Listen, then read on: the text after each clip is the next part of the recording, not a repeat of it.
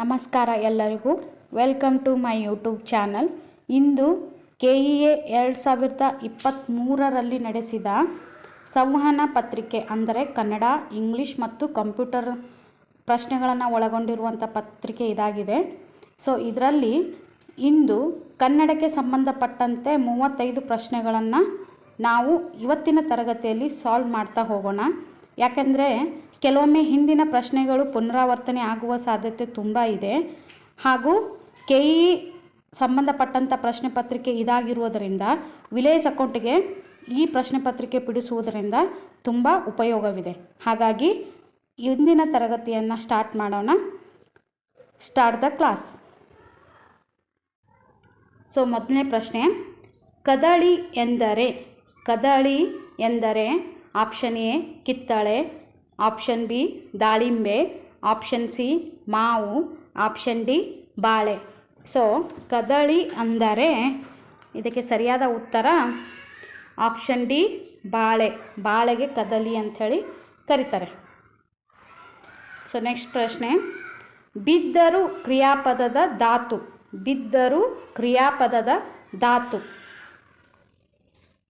So option A ಬೀಳು, option B ಬೀಳಬೇಡ, option C ಬಿದ್ದ, ಆಪ್ಷನ್ ಸಿ ಬೀಳುವರು.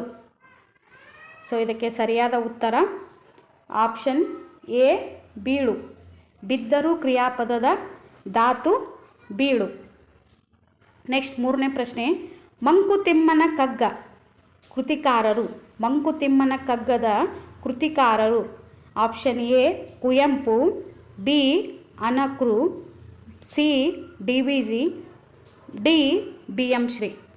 ಸೊ ಮಂಕುತಿಮ್ಮನ ಕಗ್ಗ ಇದರ ಕೃತಿಕಾರರು ಯಾರು ಅಂದರೆ ಆಪ್ಷನ್ ಸಿ DVG ಅವರು. ನೆಕ್ಸ್ಟ್ ನಾಲ್ಕನೇ ಪ್ರಶ್ನೆ, ರಾಮನಗರದಲ್ಲಿರುವ ಜಾನಪದ ಲೋಕದ ಸ್ಥಾಪಕರು.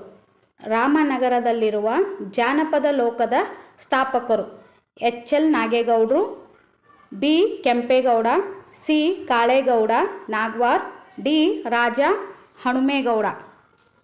ಸೊ ಇದಕ್ಕೆ ಸರಿಯಾದ ಉತ್ತರ HL ನಾಗೇಗೌಡರು. ರಾಮನಗರದಲ್ಲಿರುವ ಜಾನಪದ ಲೋಕದ ಸ್ಥಾಪಕರು HL ನಾಗೇಗೌಡ. ನೆಕ್ಸ್ಟ್ ಐದನೇ ಪ್ರಶ್ನೆ, ಒಂದು ಅಕ್ಷರಕ್ಕೆ ಬದಲಾಗಿ ಮತ್ತೊಂದು ಅಕ್ಷರ ಬಂದು ಸೇರುವ ಸಂಧಿ. ಒಂದು ಅಕ್ಷರಕ್ಕೆ ಬದಲಾಗಿ ಮತ್ತೊಂದು ಅಕ್ಷರ ಬಂದು ಸೇರುವ ಸಂಧಿ ಯಾವುದು? ಸೊ ಆಪ್ಷನ್ ಎ ಲೋಪ, ಬಿ ಸವರ್ಣ ದೀರ್ಘ, ಸಿ ಆಗಮ, ಡಿ ಆದೇಶ. ಸೊ ಇದಕ್ಕೆ ಸರಿಯಾದ ಉತ್ತರ ಆದೇಶ ಸಂಧಿ. ಆಪ್ಷನ್ ಡಿ ಆದೇಶ. ಕಚಟ ತಪಗಳಿಗೆ ಗಜಡದವ ಬಂದು ಸೇರ್ತದ. ಹಾಗಾಗಿ ಒಂದು ಅಕ್ಷರಕ್ಕೆ ಬದಲಾಗಿ ಮತ್ತೊಂದು ಅಕ್ಷರ ಬರೋದ್ರಿಂದ ಇದನ್ನು ಆದೇಶ ಸಂಧಿ ಅಂಥೇಳಿ ಕರಿತೀವಿ. ನೆಕ್ಸ್ಟ್ ಆರನೇ ಪ್ರಶ್ನೆ, ಎರಡು ತಲೆಗಳುಳ್ಳ ಕಾಲ್ಪನಿಕ ಪಕ್ಷಿ. ಆಪ್ಷನ್ ಎ ಗಂಡಬೇರುಂಡ, ಬಿ ಬಕಪಕ್ಷಿ, ಸಿ ಚಕ್ರವಾಕ, ಡಿ ಪಾರಿವಾಳ. ಎರಡು ತಲೆಗಳುಳ್ಳ ಕಾಲ್ಪನಿಕ ಪಕ್ಷಿ ಯಾವುದು ಅಂದರೆ ಗಂಡಬೇರುಂಡ ಎರಡು ತಲೆಗಳುಳ್ಳ ಕಾಲ್ಪನಿಕ ಪಕ್ಷಿ. ಹಾಗೂ ಇದು ನಮ್ಮ ಕರ್ನಾಟಕದ ರಾಜ್ಯ ಪಕ್ಷಿಯಾಗಿ ಕೂಡ ನಾವು ಸ್ವೀಕರಿಸಿದ್ದೀವಿ. ನೆಕ್ಸ್ಟ್ ಪ್ರಶ್ನೆ, ಕಂಠೀರವ ಎಂಬ ಹೆಸರುಳ್ಳ ಪ್ರಾಣಿ. Option A Simha, option B ಆನೆ, ಆಪ್ಷನ್ ಸಿ ಚಿರತೆ, ಆಪ್ಷನ್ ಡಿ ಹುಲಿ.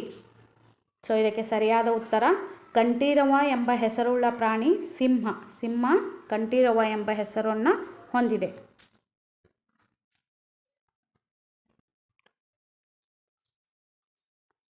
ನೆಕ್ಸ್ಟ್ ಎಂಟನೇ ಪ್ರಶ್ನೆ, ಕದಂಬರ ರಾಜಧಾನಿ. Option A Belavangala, option B Bidar, option C Mangaluru, option D Banavasi. So ಕದಂಬರ ರಾಜಧಾನಿ ಬನವಾಸಿ ಕದಂಬರ ರಾಜಧಾನಿ. ನೆಕ್ಸ್ಟ್ ಒಂಬತ್ತನೇ ಪ್ರಶ್ನೆ, ಕರ್ನಾಟಕದ ಅತಿ ಎತ್ತರವಾದ ಶಿಖರ. Option A Mullayanagiri, option B ಅವಳ ಬೆಟ್ಟ, option C Nandi Betta, option D Chamundi ಬೆಟ್ಟ. ಸೊ ಕರ್ನಾಟಕದ ಅತಿ ಎತ್ತರವಾದ ಶಿಖರ ಯಾವುದು ಅಂದರೆ ಅದು ಮುಳ್ಳಯ್ಯನಗಿರಿ. ಮುಳ್ಳಯ್ಯನಗಿರಿ ನಮ್ಮ ಕರ್ನಾಟಕದ ಅತಿ ಎತ್ತರವಾದ ಶಿಖರ. ನೆಕ್ಸ್ಟ್ 10ನೇ ಪ್ರಶ್ನೆ, ಗುಂಪಿಗೆ ಸೇರದ ಪದವನ್ನು ಸೂಚಿಸಿ. ಗುಂಪಿಗೆ ಸೇರದ ಪದವನ್ನು ಸೂಚಿಸಿ. ಆಪ್ಷನ್ ಎ ಅಂಜೂರ, ಆಪ್ಷನ್ ಬಿ ಗೋಧಿ, ಆಪ್ಷನ್ ಸಿ ರಾಗಿ, ಆಪ್ಷನ್ ಡಿ ಭತ್ತ. ಸೊ ಇದಕ್ಕೆ ಸರಿಯಾದ ಉತ್ತರ ಆಪ್ಷನ್ ಎ ಅಂಜೂರ. ಗೋಧಿ, ರಾಗಿ, ಭತ್ತ ಇವೆಲ್ಲವೂ ಒಂದು ಗುಂಪಿಗೆ ಸೇರಿದ್ರೆ ಅಂಜೂರ ಇದು ಗುಂಪಿಗೆ ಸೇರದ ಪದ. ನೆಕ್ಸ್ಟ್ 11ನೇ ಪ್ರಶ್ನೆ, 6 ಸಾಲಿನ ಛಂದೋಬಂಧ. 6 ಸಾಲಿನ ಛಂದೋಬಂಧ. ಆಪ್ಷನ್ ಎ ರಗಳೆ, ಬಿ ಕಂದ, ಸಿ ಷಟ್ಪದಿ, ಡಿ ತ್ರಿಪದಿ. 6 ಸಾಲಿನ ಛಂದೋಬಂಧ. ಇದಕ್ಕೆ ಸರಿಯಾದ ಉತ್ತರ ಆಪ್ಷನ್ ಸಿ ಷಟ್ಪದಿ. ಷಟ್ ಅಂದರೆ 6. ಸೊ 6 ಸಾಲಿನ ಬಂಧ ಯಾವುದು ಅಂದರೆ ಷಟ್ಪದಿ. ತ್ರಿಪದಿ ಅಂದರೆ 3 ಸಾಲುಗಳಿರ್ತವೆ. ಈ ತ್ರಿಪದಿ ಅಂದರೆ 3 ಸಾಲು. ಕಂದ ಪದ್ಯ ಅಂದರೆ 4 ಸಾಲು. ರಗಳೆ ಅಂತೂ ರಗಳೆಗೆ. ಸೊ ನೆಕ್ಸ್ಟ್ ಪ್ರಶ್ನೆ, ಆದಿಪುರಾಣದ ಕೃತಿಕಾರ. ಆದಿಪುರಾಣದ ಕೃತಿಕಾರ. Option A Janna, B Ponna, C Nripatunga, D Pampa. Adipurana ಇದಕ್ಕೆ ಸರಿಯಾದ ಉತ್ತರ ಪಂಪ. ಪಂಪನ ಆದಿಪುರಾಣ ಅಂಥೇಳಿ ಪ್ರಸಿದ್ಧವಾಗಿದೆ ಕೃತಿ ಇದು. ನೆಕ್ಸ್ಟ್ ಪ್ರಶ್ನೆ, ಆಳಾಗಬಲ್ಲವನು ಡ್ಯಾಶ್. ಆಳಾಗಬಲ್ಲವನು ಡ್ಯಾಶ್. ಅರಸನಾಗಬಲ್ಲ, ಮಂತ್ರಿಯಾಗಬಲ್ಲ, ಹಾಳಾಗಬಲ್ಲ, ಸೇವಕನಾಗಬಲ್ಲ. ಸೊ ಇದಕ್ಕೆ ಸರಿಯಾದ ಉತ್ತರ ಆಳಾಗಬಲ್ಲವನು ಅರಸನಾಗಬಲ್ಲ. ಇದಕ್ಕೆ ಸರಿಯಾದ ಉತ್ತರ ಅರಸನಾಗಬಲ್ಲ. ನೆಕ್ಸ್ಟ್ ಪ್ರಶ್ನೆ, ತಂದೆಗೆ ಪತ್ರ ಬರೆಯುವಾಗ ಬಳಸುವ ಒಕ್ಕಣೆ. ತಂದೆಗೆ ಪತ್ರ ಬರೆಯುವಾಗ ಬಳಸುವ ಒಕ್ಕಣೆ. ಆಪ್ಷನ್ ಎ ಪೂಜ್ಯ ತಂದೆ, ಆಪ್ಷನ್ ಬಿ ಪಿತೃದೇವ, ಆಪ್ಷನ್ ಸಿ ತೀರ್ಥರೂಪ, ಆಪ್ಷನ್ ಡಿ ಪಿತಾಶ್ರೀ. ಸೊ ಇವೆಲ್ಲವೂ ತಂದೆಗೆ ಬಳಸುವಂಥ ಪದನೇ ಆದರೂ ಕೂಡ ತಂದೆಗೆ ಪತ್ರ ಬರೆಯುವಾಗ ನಾವು ಹೆಚ್ಚಾಗಿ ತೀರ್ಥರೂಪ ತಂದೆಯವರಿಗೆ ಅಂಥೇಳಿ ಸ್ಟಾರ್ಟ್ ಮಾಡ್ತೀವಿ. ಹಾಗಾಗಿ ತಂದೆಗೆ ಪತ್ರ ಬರೆಯುವಾಗ ಬಳಸುವ ಒಕ್ಕಣೆ ಯಾವುದು ಅಂದರೆ ತೀರ್ಥರೂಪ. ನೆಕ್ಸ್ಟ್ 15ನೇ ಪ್ರಶ್ನೆ, ಕೇಂದ್ರ ಸರ್ಕಾರದ ಅಧೀನದಲ್ಲಿರುವ ಕನ್ನಡ ದೂರದರ್ಶನ ವಾಹಿನಿ. ಕೇಂದ್ರ ಸರ್ಕಾರದ ಅಧೀನದಲ್ಲಿರುವ ಕನ್ನಡ ದೂರದರ್ಶನ ವಾಹಿನಿ ಯಾವುದು? So option A Kasturi, option B Digvijaya, option C Chandana, option D Suvarna. So ಸರಿಯಾದ ಉತ್ತರ ಚಂದನ. ಚಂದನ್ ಚಾನಲ್ ಕೇಂದ್ರ ಸರ್ಕಾರದ ಅಧೀನದಲ್ಲಿರುವ ಕನ್ನಡ ದೂರದರ್ಶನ ವಾಹಿನಿ ಅಂಥೇಳಿ ಕರಿಬೋದು. ನೆಕ್ಸ್ಟ್ ಪ್ರಶ್ನೆ, ಕೇಂದ್ರ ಸಾಹಿತ್ಯ ಅಕಾಡೆಮಿ ಪುರಸ್ಕೃತ BGL ಸ್ವಾಮಿ ಅವರ ಕಾದಂಬರಿ. ಕೇಂದ್ರ ಸಾಹಿತ್ಯ ಅಕಾಡೆಮಿ ಪುರಸ್ಕೃತ BGL ಸ್ವಾಮಿ ಅವರ ಕಾದಂಬರಿ. ಆಪ್ಷನ್ ಎ ಹಸಿರು ಹೊನ್ನು, ಆಪ್ಷನ್ ಬಿ ವೃಕ್ಷಸಿರಿ, ಆಪ್ಷನ್ ಸಿ ಹಸಿರು ಕ್ರಾಂತಿ, ಆಪ್ಷನ್ ಡಿ ಸಸ್ಯ ಪೀಠ. ಸೊ ಕೇಂದ್ರ ಸಾಹಿತ್ಯ ಅಕಾಡೆಮಿ ಪುರಸ್ಕೃತ BGL ಸ್ವಾಮಿ ಅವರ ಕಾದಂಬರಿ ಯಾವುದು? ಸೊ ಇದಕ್ಕೆ ಸರಿಯಾದ ಉತ್ತರ ಹಸಿರು ಹೊನ್ನು. ಹಸಿರು ಹೊನ್ನು BGL ಸ್ವಾಮಿ ಅವರ ಕೇಂದ್ರ ಸಾಹಿತ್ಯ ಪಡೆದುಕೊಂಡಿರುವಂತಹ ಕಾದಂಬರಿ. ನೆಕ್ಸ್ಟ್ ಪ್ರಶ್ನೆ 17ನೇ ಪ್ರಶ್ನೆ, ಜ್ಞಾನಭಾರತಿ ವಿಶ್ವವಿದ್ಯಾಲಯ ಇರುವ ಸ್ಥಳ. ಜ್ಞಾನಭಾರತಿ ವಿಶ್ವವಿದ್ಯಾಲಯ ಇರುವ ಸ್ಥಳ. Option A Hampi, option B Bengaluru, option C Mangaluru, option D Dharwad. So ಇದಕ್ಕೆ ಸರಿಯಾದ ಉತ್ತರ ಜ್ಞಾನಭಾರತಿ ವಿಶ್ವವಿದ್ಯಾಲಯ ಇರುವ ಸ್ಥಳ ಆಪ್ಷನ್ ಬಿ ಬೆಂಗಳೂರು. ಈ ಬೆಂಗಳೂರಿನಲ್ಲಿ ಜ್ಞಾನಭಾರತಿ ವಿಶ್ವವಿದ್ಯಾಲಯ ನಾವು ನೋಡ್ಬೋದು. ನೆಕ್ಸ್ಟ್ ಪ್ರಶ್ನೆ 18ನೇ ಪ್ರಶ್ನೆ,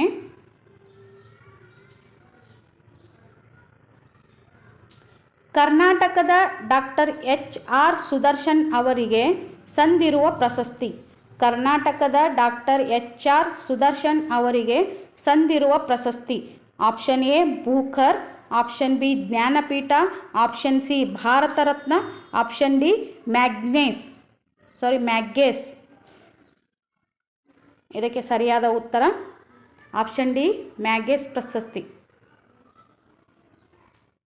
ಕರ್ನಾಟಕದ ಡಾಕ್ಟರ್ HR ಸುದರ್ಶನ್ ಅವರಿಗೆ ಸಂದಿರುವ ಪ್ರಶಸ್ತಿ ಯಾವುದು ಅಂದರೆ ಮ್ಯಾಗ್ಸೇಸ್ ಪ್ರಶಸ್ತಿ. ನೆಕ್ಸ್ಟ್ ಪ್ರಶ್ನೆ 19ನೇ ಪ್ರಶ್ನೆ. ಹಚ್ಚೇವು ಕನ್ನಡದ ದೀಪ ಕವಿತೆಯ ರಚನಕಾರ. ಹಚ್ಚೇವು ಕನ್ನಡದ ದೀಪ ಕವಿತೆಯ ರಚನಕಾರ.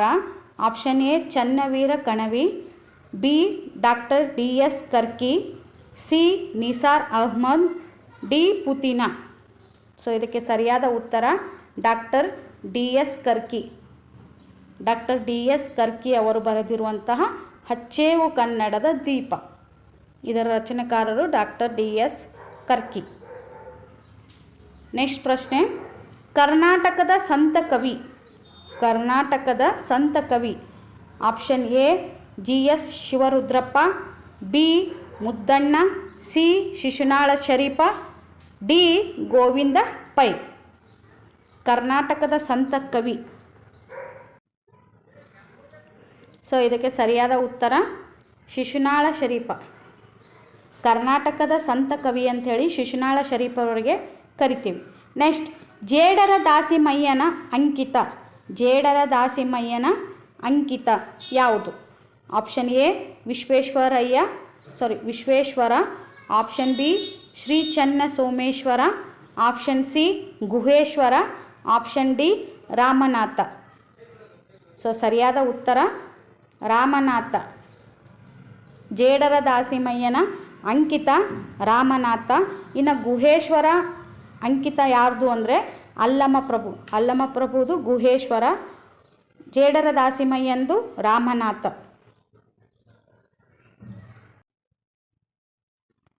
ನೆಕ್ಸ್ಟ್ 22ನೇ ಪ್ರಶ್ನೆ. ಓದಿದನು ಈ ಪದದ ವರ್ತಮಾನ ಕಾಲದ ರೂಪ. ಓದಿದನು ಈ ಪದದ ವರ್ತಮಾನ ಕಾಲದ ರೂಪ. ಆಪ್ಷನ್ ಎ ಓದುತ್ತಾನೆ, ಬಿ ಓದುವುದಿಲ್ಲ, ಸಿ ಓದಲಿ, ಡಿ ಓದಿಯಾನು. ಓದಿದನು ಈ ಪದದ ವರ್ತಮಾನ ಕಾಲದ ರೂಪ ಓದುತ್ತಾನೆ. ನೆಕ್ಸ್ಟ್ 23ನೇ ಪ್ರಶ್ನೆ. ಸವರ್ಣ ದೀರ್ಘ ಸಂಧಿಯ ಪದ ಗುರುತಿಸಿ. ಸವರ್ಣ ದೀರ್ಘ ಸಂಧಿಯ ಪದ ಗುರುತಿಸಿ. ಆಪ್ಷನ್ ಎ ಅತ್ಯಂತ, ಬಿ ಚಂದ್ರೋದಯ, ಸಿ ಹಗಲಿರುಳು, ಡಿ ದೇವಾಲಯ. ಸೊ ಇದಕ್ಕೆ ಸರಿಯಾದ ಉತ್ತರ ಆಪ್ಷನ್ ಡಿ ದೇವಾಲಯ. ದೇವ ಪ್ಲಸ್ ಆಲಯ ದೇವಾಲಯ. ಸೊ ಓದ ಬದಲಾಗಿ ವ ಆಗುತ್ತೆ, ಹಾಗಾಗಿ ಇದಕ್ಕೆ ಸರಿಯಾದ ಉತ್ತರ ದೇವಾಲಯ. ನೆಕ್ಸ್ಟ್ 24ನೇ ಪ್ರಶ್ನೆ. ಅಂತೆ ಎಂಬ ವಾಚಕವನ್ನು ಹೊಂದಿರುವ ಅಲಂಕಾರ. ಅಂತೆ ಎಂಬ ವಾಚಕವನ್ನು ಹೊಂದಿರುವ ಅಲಂಕಾರ. ಆಪ್ಷನ್ ಎ ಉಪಮಾ, ಬಿ ಉತ್ಪ್ರೇಕ್ಷೆ, ಆಪ್ಷನ್ ಸಿ ರೂಪಕ, ಡಿ ದೀಪಕ. ಅಂತೆ ಎಂಬ ವಾಚಕವನ್ನು ಹೊಂದಿರುವಂತಹ ಅಲಂಕಾರ ಯಾವುದು ಅಂದರೆ ಅದುವೇ ಉಪಮಾ ಅಲಂಕಾರ. ಆಪ್ಷನ್ ಎ ಉಪಮಾ ಅಲಂಕಾರ. ನೆಕ್ಸ್ಟ್ 25ನೇ ಪ್ರಶ್ನೆ. ಕರ್ನಾಟಕ ಎಂದು ಹೆಸರಿಸುವ ಮೊದಲು ನಮ್ಮ ರಾಜ್ಯಕ್ಕಿದ್ದ ಹೆಸರು. ಕರ್ನಾಟಕ ಎಂದು ಹೆಸರಿಸುವ ಮೊದಲು ನಮ್ಮ ರಾಜ್ಯಕ್ಕಿದ್ದ ಹೆಸರು. Option A Dharwad, B Kakolu, C Bengaluru, D Mysuru. Karnataka ಎಂದು ಹೆಸರಿಸುವ ಮೊದಲು ನಮ್ಮ ರಾಜ್ಯಕ್ಕಿದ್ದ ಹೆಸರು ಯಾವುದು ಅಂದರೆ ಅದುವೇ ಮೈಸೂರು. ನೆಕ್ಸ್ಟ್ 26ನೇ ಪ್ರಶ್ನೆ. ಮೈಸೂರು ಮಲ್ಲಿಗೆ ಕವನ ಸಂಕಲನದ ಕರ್ತು. ಮೈಸೂರು ಮಲ್ಲಿಗೆ ಕವನ ಸಂಕಲನದ ಕರ್ತು. KS Narasimhaswamy, Nisar Ahmed, Mysore Ananthaswamy, GS Shivarudrappa. So ಇದಕ್ಕೆ ಸರಿಯಾದ ಉತ್ತರ KS ನರಸಿಂಹಸ್ವಾಮಿ. ಮೈಸೂರು ಮಲ್ಲಿಗೆ ಕವನ ಸಂಕಲನದ ಕರ್ತು KS ನರಸಿಂಹಸ್ವಾಮಿ. ನೆಕ್ಸ್ಟ್ 27ನೇ ಪ್ರಶ್ನೆ. ಪಟ ಪಟ ಎಂಬುದು ಸಂಬಂಧ ಸೂಚಕ, ಸಂಭವನಾರ್ಥಕ, ಅನುಕರಣ, ವಿರುದ್ಧ ಪದ. ಪಟಪಟ ಎಂಬುದು ಇದು ಅನುಕರಣ ಪದ. ಪಟಪಟ, ಜುಳುಜುಳು, ರಪರಪ, ಸುಯ್ಯನೆ ಇವೆಲ್ಲವೂ ಅನುಕರಣ ಪದಕ್ಕೆ ಉದಾಹರಣೆ. ನೆಕ್ಸ್ಟ್ ಪ್ರಶ್ನೆ 28ನೇದು. ಅವನು ಎಂಬ ಪದ ಆಪ್ಷನ್ ಎ ಅಂಕಿತನಾಮ, ಬಿ ರೂಢನಾಮ, ಸಿ ಸರ್ವನಾಮ, ಡಿ ಗುಣವಾಚಕ. ಅವನು ಎಂಬ ಪದ ಇದು ಸರ್ವನಾಮ. ಅವನು, ಅವಳು, ನಾನು, ನೀನು ಇವೆಲ್ಲವೂ ಸರ್ವನಾಮಕ್ಕೆ ಉದಾಹರಣೆ. ನೆಕ್ಸ್ಟ್ 29ನೇ ಪ್ರಶ್ನೆ. ಇತ್ತೀಚೆಗೆ ಬೆಂಗಳೂರಿನಲ್ಲಿ ಪ್ರಧಾನಿಯಿಂದ ಅನಾವರಣಗೊಂಡ ಲೋಹದ ಪ್ರತಿಮೆ. ಇತ್ತೀಚೆಗೆ ಬೆಂಗಳೂರಿನಲ್ಲಿ ಪ್ರಧಾನಿಯಿಂದ ಅನಾವರಣಗೊಂಡ ಲೋಹದ ಪ್ರತಿಮೆ. Option A Puneeth Rajkumar, option B Kempegowda, option C Sardar Vallabhbhai Patel, option D Vivekananda. So ಇದಕ್ಕೆ ಸರಿಯಾದ ಉತ್ತರ ಕೆಂಪೇಗೌಡ. ನೆಕ್ಸ್ಟ್ 30ನೇ ಪ್ರಶ್ನೆ. ಕರ್ನಾಟಕದಲ್ಲಿ ಅಭಿಮಾನ ಸ್ಟುಡಿಯೋ ಸ್ಥಾಪಿಸಿದ ನಟ. ಕರ್ನಾಟಕದಲ್ಲಿ ಅಭಿಮಾನ್ ಸ್ಟುಡಿಯೋ ಸ್ಥಾಪಿಸಿದ ನಟ.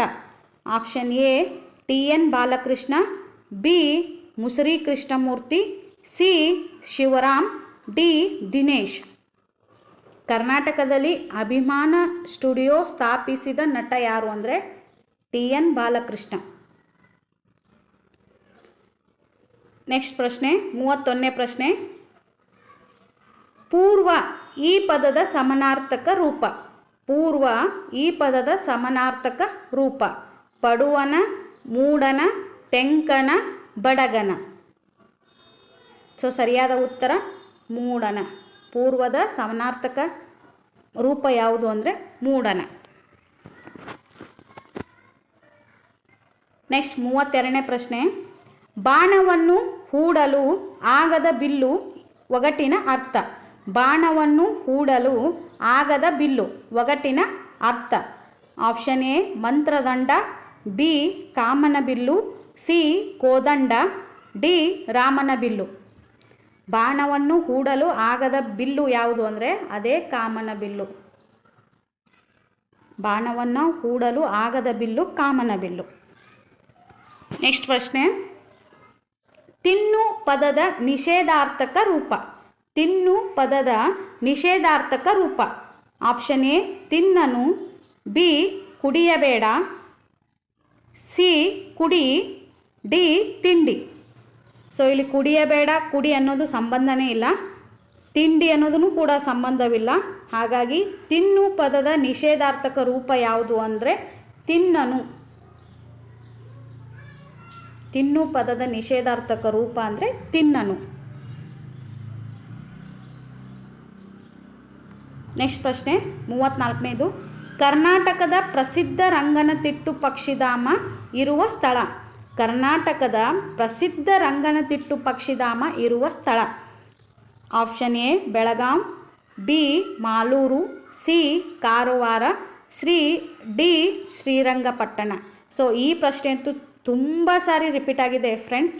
ಕರ್ನಾಟಕದ ಪ್ರಸಿದ್ಧ ರಂಗನತಿಟ್ಟು ಪಕ್ಷಿಧಾಮ ಇರುವ ಸ್ಥಳ ಯಾವುದು ಅಂದರೆ ಆಪ್ಷನ್ ಡಿ ಶ್ರೀರಂಗಪಟ್ಟಣ. ಶ್ರೀರಂಗಪಟ್ಟಣದಲ್ಲಿ ಕರ್ನಾಟಕದ ಪ್ರಸಿದ್ಧ ರಂಗನತಿಟ್ಟು ಪಕ್ಷಿಧಾಮ ಇದೆ. ಇದು ತುಂಬ ಸಾರಿ ರಿಪೀಟ್ ಆಗಿದೆ. ಇನ್ನು ಲಾಸ್ಟ್ ಕೊನೆಯ ಪ್ರಶ್ನೆ 35ನೇ ಪ್ರಶ್ನೆ. ನಿತ್ಯೋತ್ಸವದ ಕವಿ ಎಂದು ಜನಪ್ರಿಯರಾದವರು ಯಾರು? ನಿತ್ಯೋತ್ಸವದ ಕವಿ ಎಂದು ಜನಪ್ರಿಯರಾದವರು ಯಾರು? Option A Jayant Kaikini, option B K S Nisar Ahmed, option C Kuvempu, option D K S Narasimhaswamy. ನಿತ್ಯೋತ್ಸವದ ಕವಿ ಎಂದು ಜನಪ್ರಿಯರಾದವರು ಯಾರು? ಸೊ ಇದಕ್ಕೆ ಸರಿಯಾದ ಉತ್ತರ K S Nisar Ahmed. K S Nisar Ahmed ಅವರಿಗೆ ನಿತ್ಯೋತ್ಸವದ ಕವಿ ಅಂಥೇಳಿ ನಾವು ಕರಿತೀವಿ. ಈ ತರಗತಿ ನಿಮಗೆ ಇಷ್ಟ ಆದರೆ ಲೈಕ್ ಮಾಡಿ, ಶೇರ್ ಮಾಡಿ ಹಾಗೂ ಕಮೆಂಟ್ ಮಾಡಿ ಫ್ರೆಂಡ್ಸ್. ತಪ್ಪದೇ ಸಬ್ಸ್ಕ್ರೈಬ್ ಮಾಡ್ಕೊಳ್ಳಿ. Thank you so much.